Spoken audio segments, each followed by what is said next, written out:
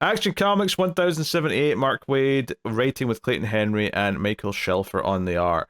Although I gotta be honest, I thought it was a different artist on this issue, because it looked Yeah, different to me. Maybe I'm losing it or something, but it genuinely looked like a different artist. At least for, I mean, not every page, to be fair. Like that first page with John grabbing yeah. uh whoever that is, the guy in the ship. That is, yes, this is a Wade poll here with Grax. He's Yes. like an old Silver Age alien villain, right? That's always coming to do something to Earth. So, here that the sun's failing and Superman's reportedly not there, this is time to make his move. But yeah, of course I had to research that, leave it to Mark Wade to bring back this Silver Age villain. Yeah. No, Joe, what it is, Joe, I think it is. I think it's because there's still an art change when it gets to Michael Mm-hmm. Shelfer. And I remember those pages. Like, the first half of the book does look very Clayton Henry, actually. Yeah. It's just that because that middle, like, backup story, as we were calling it, with John and Connor's done.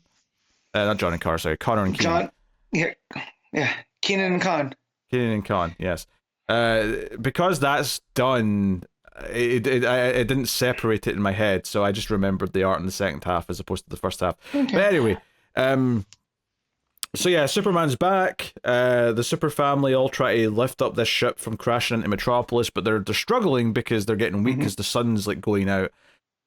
Superman's able to show up and kind of help, because they're all falling to their deaths basically, and it's like, okay, this is the problem. The sun's being enveloped with this thing. There's a device inside the sun that's doing it. How do we do this? How do we deal with it? And Mr. Terrific helps form a plan to deal with this. So they have to sunshine it. They have to go restart the sun. Well, Superman has to go sunshine it. Yeah. But some interesting things come out of this, though, right? So everything up until this point, whatever. The interesting stuff, though, to me in this issue that I think makes it pretty cool is, one, this idea that when they fix it, it'll save the world, but it'll still destroy the Phantom Zone. You can't really save both. And I think it's Connor who's like, well, one's a place full of, like, really bad criminals, and the other place is just where everyone else lives. Seems like an easy choice. And Superman's like, no, we don't just abandon people. We can't do that.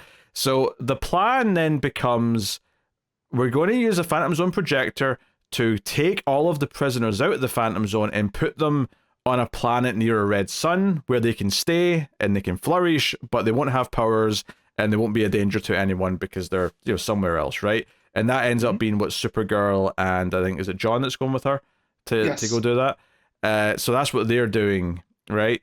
But then the other interesting thing that comes out of this is that when they're deciding all this, the head of the Science Council in Kandor, the bottled Kandor city, like pops up in a Skype call and is like, hey, Kal-El, you will not be releasing prisoners out of the Phantom Zone. We do not approve of this. And Superman's like, let me guess, you're the daughter of that asshole from Krypton. And she's like, yep, proudly.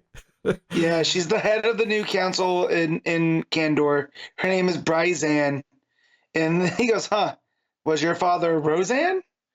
And yeah, so I thought that was a fun little wrinkle too. Don't mess with the Roseanne. I've never even seen that Adam Sandler movie that I'm referencing there, but the Zohan, it popped out of my head when you said his name there. And that their entire discussion here with him, like, he's like, no, like, I'm gonna do what's right by everybody, like, I understand, like, the Phantom Zone is a prison to you, and you guys put these bad people in there, and you don't want them back out. But I have to save people. That's the duty. And then basically, she's like, "No, if you do this, you're going to abandon the access to Krypton." And that's not startles Clark enough that he hesitates. Right? He blanks here. Yeah, I mean, she basically says, look, to let them out of the Phantom Zone, they have to be pardoned, and pardons will only be granted by us. It's basically just like this weird attempt to, like, still feel important, like they still have power. Like, this is, like, we're important because we have built this structure, and we're at the top of that structure. And Superman's like, this does not matter. This is, life and death. I'm going to save everyone because that's who I am. And she basically says, look, we can't stop you, but if you do this, you will not be welcome back in Kandor, and you'll ruin the the House of L's like lineage forever, and you'll never be accepted again. You'll be, basically shunned away from your entire like race of people. And I really like the touch that Kara like hears this and comes up and kind of tries to like comfort him afterwards. The little hand on the back, yeah, right, as they're standing there. Yeah, very, very good. Yeah. Well, and even just Clark's response saying, "Oh, the Earth is my home, Kara. Kandor's just a place I visit." And while he's technically right there, I think it's a bit of copium. He's trying to like downplay it so that it's like, we don't have to feel too bad about this. But I don't believe him. Yeah, I don't believe him either. Like, right, and because that is his tie to his birth planet. And so, yeah, the fact that they would use that as a bargaining chip too must feel like a sting to Clark. And you feel that just in the subject is closed. Like, he's never that dismissive to anybody, let alone, people close to him. Yeah, I think this moment pretty much justified the trip to Krypton in the last part of the arc, because during that I thought this is decent fun, but it just kind of feels like, okay, we've had him in Krypton before, like it feels like just a bit of and it's just to do it.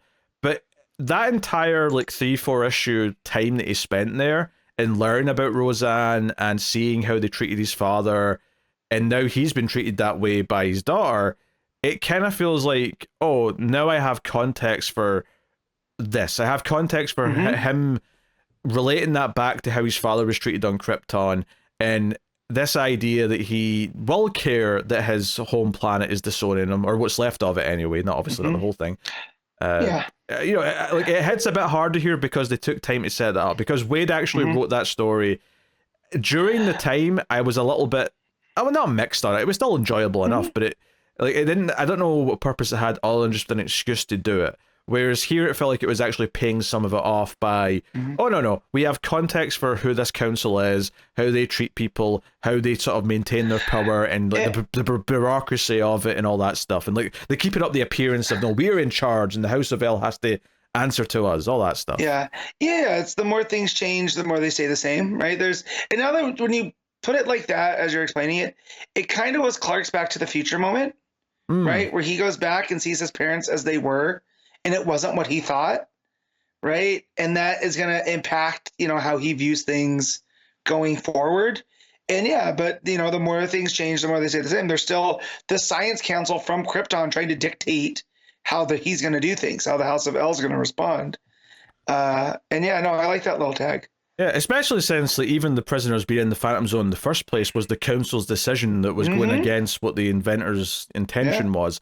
So it skips to the different artists once we go into space. And I will say, while I think I like the art stylistically a little bit more than Henry's, I will say he makes Kara look like she's about 14 in this art, which obviously is not right. She's maybe like 20 or something like that, but... Especially then down there where there's the thing where she talks about the panel. She talks about Kandor and how how they treat Clark when he's there, and it makes him kind of uncomfortable. There, she looks like a little kid, and it's very weird. Yeah.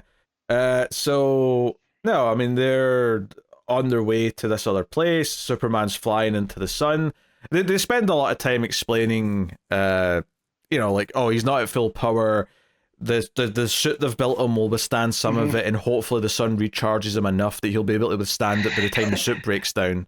Yeah, if not, he's a charcoal briquette. Yeah, pretty much. Nobody. So it's like, okay, that's decent fun. While I think you say Kara kind of explains a bunch of stuff to John about, and she's like, hey, I actually really like this part where she points out that he saved Kandor from Brainiac before she arrived on Earth. So that was actually the first time he interacted with other Kryptonians, other than maybe like villains. Like I'm assuming Zod predates the Kandor City stuff. But again, current canon, who knows? But in my head, I feel like he meets Zod first. But whatever. But he meets the city of Kandor before Kara appears, and hearing her kind of explain some of this to John, like John's maybe not heard some of this story because it's maybe a bit more personal and something that Clark doesn't bring up in kind of a natural way. It is interesting. Very much. But we get Superman, the armor breaking down as he's flying into the sun. He finds the device. Supergirl and John beam the Phantom Zone prisoners. However, they all look shocked, and the big reveal at the end is that instead of all of the villains beaming to this planet near the Red Sun that Supergirl and John have went out to, somehow they, or maybe like the spirit of Aether or whoever's behind this, has redirected them. So all of the evil Kryptonians, all the prisoners, all appear in the middle of the sun where Superman is, meaning they're all supercharged and ready to go be super evil men. And they look pissed. Oh yeah, they look like they're ready for a fight. Yeah. Rough times ahead. Plus, because we also. There you go. Well, I was going to talk about Mon-El too, because they're that's talking literally about... what I was about to bring up. Okay. There you go. Well, that he's like, I'll be fine. You put me in here to save my life, because Clark is breaking in and out as he's right. That's what he's talking. Yeah, and they're breaking in and out. So I don't know. Is this part of his plan? Is this part of Mon-El's kind of him on that pirate ship? Not necessarily that he went bad or anything, but this is his kind of way to save the Phantom Zone, was to release them, because he was there. No, I don't think so. I think you're misreading that. I think the Mon-El stuff is more just about the tragedy of like, well, the only thing keeping him alive is the fact that the Phantom Zone suspends his disease, and because the Phantom Zone has to get destroyed now, seemingly, or at the very least, it's going to be purged, because I suspect the Phantom Zone will exist after this happens, but like anyone who's in it when this happens is going to die. So it seems like this is like the tragic ending of Mon-El potentially. Okay. Although we've got 3 issues left, I suspect WAID might write away for somehow that he'll make it out. Yeah, every time they've done the Mon-El thing, it's a concentrated yellow sun ends up preventing it, whatever, the lead poisoning from happening, and they're able to purge it from the system. So, but yeah, it just seems like if he escaped as well, he's also in the heart of the sun. I don't think he did escape as well. We don't see him at that final page. I mean, unless they specifically go out of their way to reveal that next time and say that Mon-El did turn evil. I don't think that's what they were trying to get across. No, I don't think that's, because the whole brothers till the end thing doesn't scream heel turn to me. I just meant like because he's earned the respect of these people in the Phantom Zone, right? It's like he just didn't want them to perish. He thought they should have a second chance. So was this part of his thing was to get them out regardless, But I don't think because they don't come out though until Supergirl like turns on the Phantom Zone projector thing. So I don't think it. I don't see how that would have anything to do with what Mon-El could do inside the Phantom Zone. Why do they appear in the heart of the sun? Why don't they appear where Kara opens the door? We don't know that yet. But it seems to happen when she does that, though, so it still seems linked in some way. So I don't know how Mon-El would do that. Well, the way that I read that, right, was that there was that device that's in the middle of the sun that was pulling everything. Yeah. And that's how they exited. So when Kara opened the gateway, it was like nobody was at that door because they went through the back door. You know what I mean? Okay, I can see that. So that's why someone had to have let them out that way, is what I'm thinking. And the only person that it seemed that it would be Mon-El, because he's the only one that seems to, have story significance. That's there. Assuming someone did it, though. What if they just get sucked in because this thing's sucking all the matter in? There may not be a choice that anyone made. That could be too. Yeah, I don't know. I don't know what they're going to do with that, but no, I did love that ending, and especially with the way that Henry draws just the menacing Kryptonians. There's the one that's bald and has the beard. That's wearing it almost looks like a LexCorp uniform, right? The purple with the things. He looks like an angry biker. And I got to that page, I was like, oh man, we're in for it. Yeah, those last couple of pages are back to Henry as well. Basically, when they go back to Superman at the end, it's back to Henry. It's an interesting issue. I mean, I liked a lot of the things they do with the choices or the conflict that comes up when Clark sort of decides what the plan should be. I think that's interesting, and I think the cliffhanger's fun. I will say I'm surprised that we dealt with the sun thing in one issue. I thought this was going to be like what the focus of the rest of the book was going to be, and instead it's now, oh no, all these like Phantom Zone villains are out and they've all got Superman powers. So how are we going to deal with that now? I'm wondering, do you send them to Crypt, or do you send them to Kandor? And we're like, hey, you wanted to deal with them. They're your problem now. Build a prison, I guess. I don't know. Well, yeah, but if anything, this is just going to make the Kandorian Council feel like they were right. Yeah. Because, like, now they're all out and they've got powers and they're causing a ruckus. Yeah, we told you not to let them out. Yeah. Oh, man. Yeah. Anyway, so pretty fun issue. I definitely think this 12-issue story has felt a lot more fragmented in a weird way. And the pace, I think the pacing's been kind of weird because I feel like the first 8 issues felt a lot slower, but then this one felt really well paced. So it's a bit odd in that sense, but I do like how that time we spent in Krypton is actually feel like it was paying off some stuff here. And I do wonder if there's going to be more stuff that feels like it's paying off the time we spent with Mon-El, the time we spent, doing whatever in the Phantom Zone. I could see some stuff feeling like, okay, I get why we spent that time doing that now that we've had some of the end game. But Backup was good again, I thought. So good. It's ridiculous. Yeah, so more of the MARIKO TAMAKI story with SKYLAR Partridge on the art. Basically, the prisoner is saying, hey, you have to kill me, Kara. And what I was getting from this is that to try and convince Kara that she should kill him, the prisoner gives her a nightmare, or gives her like a weird... It's like a weird thing where, like, I was all a bit conflicted as to whether or not this is the real Power Girl sensing that something's happening to Kara, or if this is like Kara having a nightmare where she's imagining Power Girl trying to break into the ship. I don't think Power Girl's actually out there in space, right? No, but I think she's sensing it because part of the new stuff with Power Girl is her and Omen do have that link, right? To that space between, right? So she can punch through reality and create portals and whatnot. But her, Kara did set up a link with her before they left, right? All right, so that was the whole point of her going to talk to her. So okay, I didn't know this about Power Girl's power set. Yeah. So you're telling me she could have just made a portal and came here to try and help? I don't know if that's how they were going to use it, right? But that's how in the Power Girl book, how they've gone in between different realms, right? I think this has more to do with the link there that she's been able to establish because of the Omen stuff, because of her reality punching stuff. And that's why, again, Kara went to go see her before she left. Yeah, so... I think I'm leaning towards it's more symbolic, like she's mentally trying to break her out of like whatever mental cage she's in. And the reason why I say that is because after we have this weird moment where she's sleeping and she won't wake up and the robots try to like get her up and she's not reacting, and we get the visuals of like Power Girl being on the outside of the ship punching the glass saying, "Wake up, Kara, can you hear me?" We see the ship then crash onto a random planet, right? And the prisoner's crawling out of the swamp, Supergirl crawls out of the swamp after. And there's a moment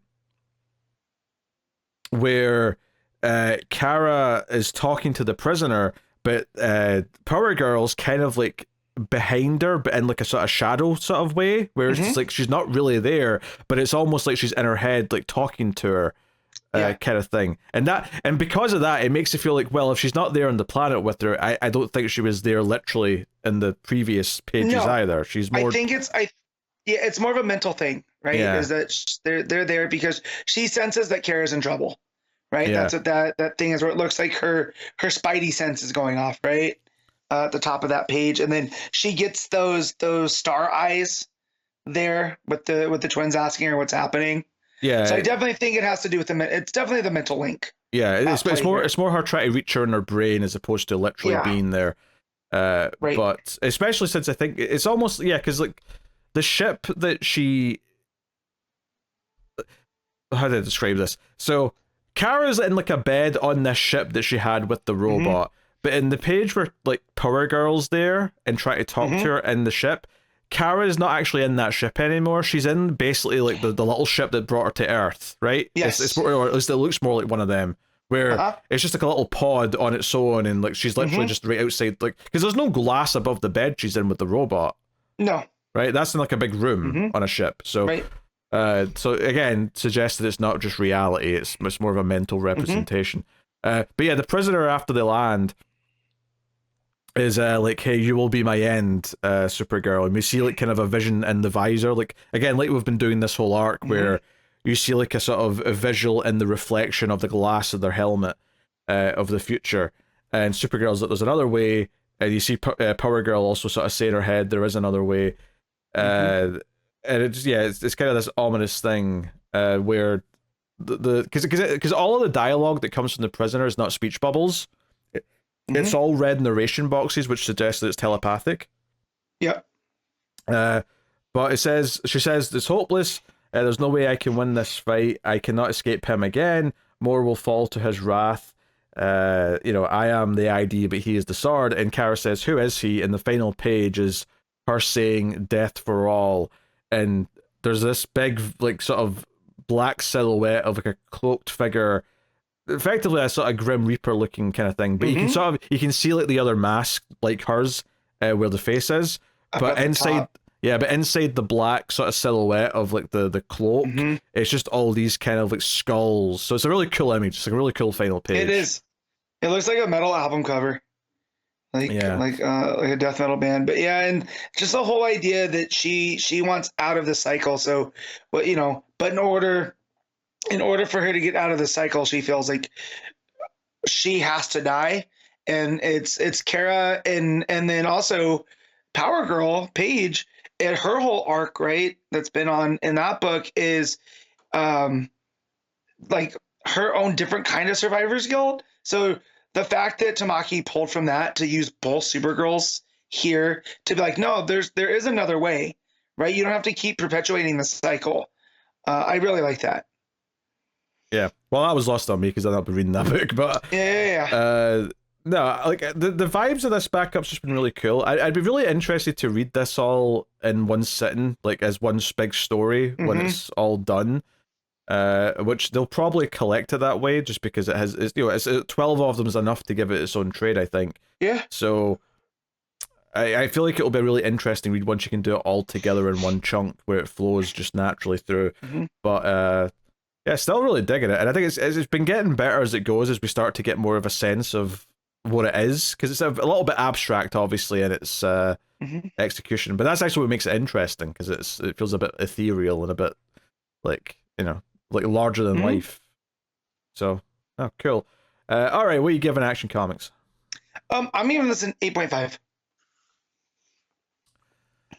Yeah, I'll go with 8. I think I'll go. I mean, I really like the backup, and I do like a lot of the main things in this the story, like the main story. The art change is pretty drastic though. And there's not like a story break to like I mean, it switches to other characters, but those other characters were also in the other part with the different art, so it felt like a bit of a drastic shift. So I'll go 8 out of 10, I think, overall on it.